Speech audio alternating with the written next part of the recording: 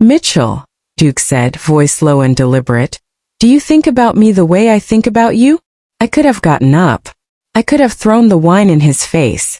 But instead I said, "What do you mean?" "I mean," he leaned in, "every time I see you I want to touch you." My heart pounded. My body screamed no, but my mouth whispered, "Then touch me." It was supposed to be a one-time thing. A mistake I could bury. But Duke didn't stop. And neither did I. First we were careful. Mom was busy traveling often, and when she was home we acted like nothing had changed. I played the role of the dutiful daughter, Duke the attentive husband. But behind closed doors we were something else, something darker. Hello everyone, welcome back to my channel. If you're new here, do well to subscribe, like, and hit on notifications. To all my returning subscribers, thanks for stopping by. Let us begin. I never thought I'd be the type of girl to betray her own mother. But then again, I never imagined my mother would marry a man like Duke. We moved into Duke's house the summer after I turned 21. I had just finished college and didn't feel ready to take on the world alone. So when Mom suggested I stay with them, just for a few months, I agreed without protest. Duke had money, connections, and a mansion in the suburbs of Atlanta with a pool I swam in almost every morning. To outsiders, we were a picture-perfect family. But the first time Duke looked at me, really looked at me, I knew something was off. It happened in the kitchen. I was wearing a tank top and shorts. Nothing scandalous, just something to survive the summer heat. He walked in shirtless, towel around his neck, sweat glistening on his arms after a jog. His eyes locked onto me longer than they should have. That kind of stare isn't easy to explain. It wasn't paternal. It wasn't innocent. It was dangerous. I told myself I was imagining things. That a man like Duke, married to my mother no less, would never cross the line. But over the following weeks the line blurred. It started with compliments. "You've grown into such a beautiful young woman." Then light touches. A hand brushing mine too long, standing too close when no one was around. I should have said something. I should have told Mom. But part of me liked it. I didn't have daddy issues. I had a craving for power. And Duke had it in abundance. One night, while Mom was away at a business conference, it happened. We were watching a movie in the living room. I was curled up on one end of the couch and he sat on the other. Halfway through the film, he got up to pour us wine. I accepted a glass. Maybe that was my first real mistake. Maybe I wanted it to happen. "Mitchell," he said, voice low and deliberate, "do you think about me the way I think about you?" I could have gotten up. I could have thrown the wine in his face. But instead I said, "What do you mean?" "I mean," he leaned in, "every time I see you I want to touch you." My heart pounded. My body screamed no, but my mouth whispered, "Then touch me." It was supposed to be a one-time thing. A mistake I could bury. But Duke didn't stop. And neither did I. First we were careful. Mom was busy traveling often, and when she was home we acted like nothing had changed. I played the role of the dutiful daughter, Duke the attentive husband. But behind closed doors we were something else, something darker. He'd come to my room late at night. Sometimes just to talk, sometimes more. I began to notice his scent on my pillows, his cologne lingering in my clothes. I hated myself for letting it continue. But every time I told him we needed to stop, he'd pull me back in with a kiss, a whisper, a promise. "I'll leave her for you," he once said. "You're not a girl anymore, Mitchell. You're a woman, and I want you." But he never left her. He never intended to. And the deeper I sank, the harder it became to escape. Then one afternoon it all came crashing down. Mom had come home early from a work trip. I was in my room, door cracked open, still in Duke's shirt from the night before. I didn't hear her footsteps until it was too late. "Mitchell," she said from the doorway, "where did you get that shirt?" My blood ran cold.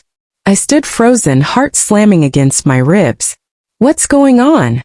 she asked, stepping inside. I opened my mouth, but the words wouldn't come. The silence said enough. When she turned and stormed out of the room, I followed. Duke was downstairs pretending to read the paper. Her voice shook the walls. "How long?" she screamed. He didn't lie. That shocked me more than anything. A few months, he said, eyes steady. And just like that, the world I'd known disintegrated. I don't remember how long I stood at the top of the stairs that day. Paralyzed, helpless, ashamed. I only remember my mother's sobs, raw and unfamiliar, echoing through the house like a curse I had unleashed. She didn't cry like someone who had been betrayed by a lover. She cried like someone who had been betrayed by her blood. I wanted to run, but where would I go? This was my mess, and no amount of fleeing would clean it up. Later that evening, the silence in the house was suffocating. I sat on the edge of my bed, still wearing Duke's shirt, as if peeling it off would somehow make it all go away. I finally stripped it off and threw it across the room. It landed like a dead weight on the floor. A reminder of everything I'd allowed to happen. Mom didn't come out of her room. I heard her locking the door, then nothing. No footsteps. No movement. Just the sound of Duke in the guest room, pacing like a caged animal. For once he didn't come to me. And I didn't want him to.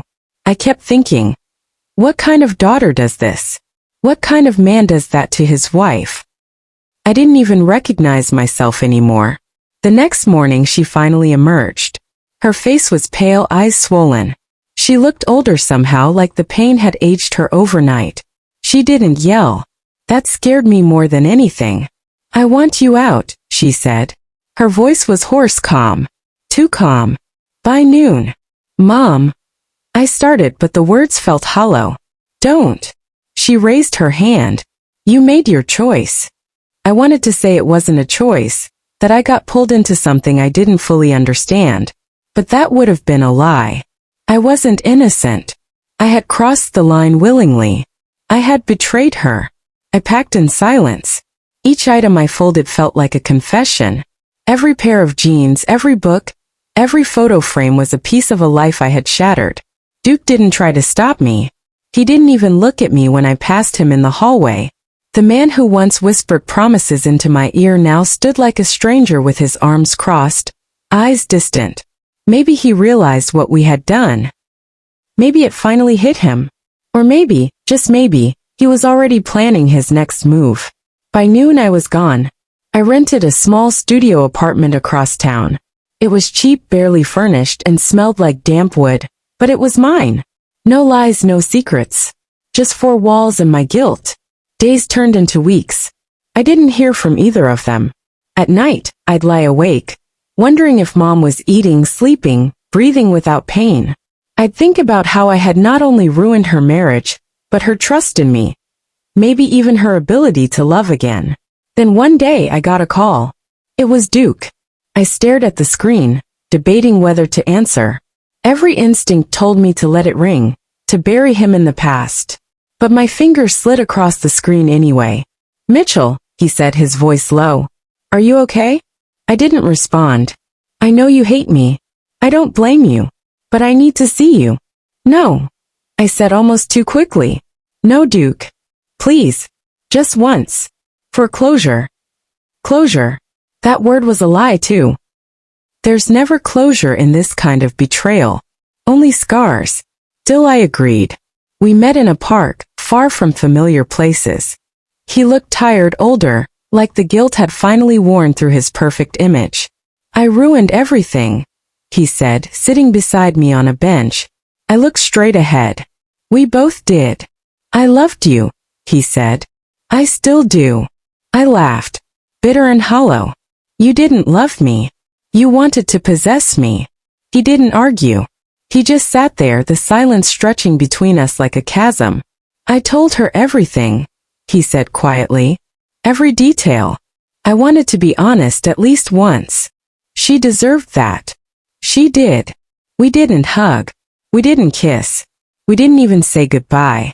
We just sat for a while longer, two broken people in a broken moment. When I got back to my apartment, I cried harder than I ever had. Not for Duke. Not even for my mother. For myself. Because I had to live with what I had done. Months passed, but the shame didn't. I carried it like a shadow, following me from room to room, curling around my feet when I tried to stand tall. People said time heals everything, but they never said how long it takes or how much it hurts along the way. I got a job at a bookstore downtown. It was small, quiet, just the kind of place where no one asked too many questions. I liked the stillness of the shelves, the softness of pages turning. It felt like control in a life where I'd lost it all. Some days I thought about reaching out to Mom. I rehearsed apologies in the mirror, wrote letters I never sent. What could I even say? Sorry I slept with your husband? Sorry I destroyed your trust, your peace, your home? There weren't words strong enough to patch that kind of wound. Duke never called again. I heard from a mutual friend that he and Mom had separated permanently. Not divorced, not yet, but she'd moved out and was living with her sister up north.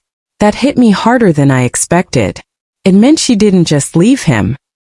She left the life they'd built, everything she trusted. I tried to imagine what she must have felt when she saw me in his shirt. Not just betrayal but humiliation. Like she'd let a snake into her home, and it had bitten her through her own daughter's smile. One rainy evening, I got the courage to write her again. Not an apology this time. Just a letter. Honest, raw, without expecting a reply. Mom, I don't know where to begin. I've tried so many times to write this, and each time I rip it up before I finish. But this one I'm going to send. I can't ask for your forgiveness. I'm not sure I deserve it. What I did was beyond wrong. It wasn't a mistake. It was a choice. And every day I live with the consequences of that choice. You loved Duke. You loved me. And we both let you down in the worst way imaginable. I'm not writing this to ease my guilt. I've made peace with the fact that I may carry it for the rest of my life. I'm writing because I need you to know that I see what I did. I feel it every single day. And I miss you, not just as a mother, but as the woman who taught me everything good I ever knew. I threw all of that away. If you never want to speak to me again, I understand. But if there's ever a moment in the future where you can open the door just an inch, I'll be standing on the other side, waiting. Love. Mitchell. I mailed the letter, and didn't hear back for weeks. And then one Sunday afternoon my phone buzzed. A message. From her. I got your letter. That was all it said. Just 5 words. But it felt like oxygen in lungs that hadn't breathed in months. She hadn't blocked my number. She hadn't cursed me. She'd written back. I didn't reply right away. I didn't want to crowd her space. But every day after that, I checked my phone a little more hopefully. Forgiveness is slow. I know that now. It doesn't come in lightning strikes or grand gestures. It comes in pieces. A message. A breath. A single word. I haven't seen her yet. Maybe I never will. But the door isn't completely shut. There's a crack. A sliver of light. As for me, I'm rebuilding. Slowly. Carefully. I stay away from the kind of men who remind me of Duke. Men who thrive on control, who cloak desire in power. I'm learning to spot the warning signs, in them and in myself. Sometimes I still wake up with his name on my tongue. A memory in my bones that I can't quite shake. But I don't answer it. I remind myself who I am now, not who I was when I let him in. Because this story, as broken and shameful as it is, isn't the end of me. It's the beginning of a woman who knows better, who chooses better, and who will never cross that line again. Have you ever imagined yourself in this kind of situation? And I know so many things could be going on in your mind. What did you do about it? Subscribe to this channel, like, and hit on notifications for more interesting stories like this.